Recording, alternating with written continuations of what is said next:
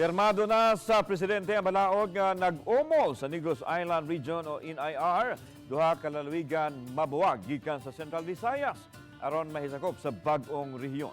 Ani ang report ni Nico Sereno. Sinaksihan sa mga leader sa Senado, Kongreso ug mga local officials, gipirmahan karong adlaw ni Presidente Ferdinand Marcos Jr. ang pag-umol sa Negros Island Region o NIR.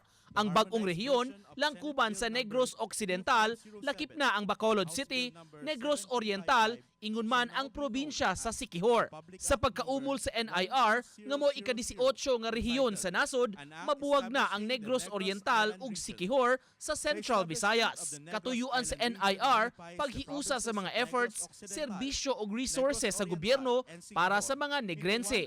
Lakip sa mitambong sa pagpirma sa Malacañang, si Negros Oriental Governor Chaco Sagarbaria nga una nang mipadayag og suporta sa maong lakang. Gipaningkamutan pa namong makuha ang iyang habig.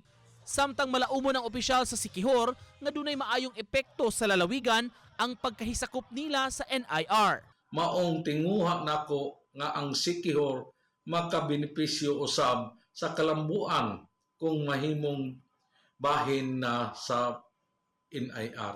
Sa maong balaod, bahinon unya sa duha ka mga Negros provinces ang butangan sa mga regional offices sa mga ahensya. Apan ang gobernador sa Siquijor nanawagan nga butangan sab sila og National Government Regional Office. If ever we are requesting one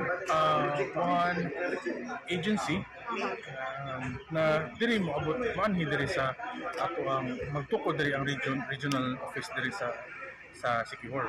Nico Sereno, Balitang Bisdak.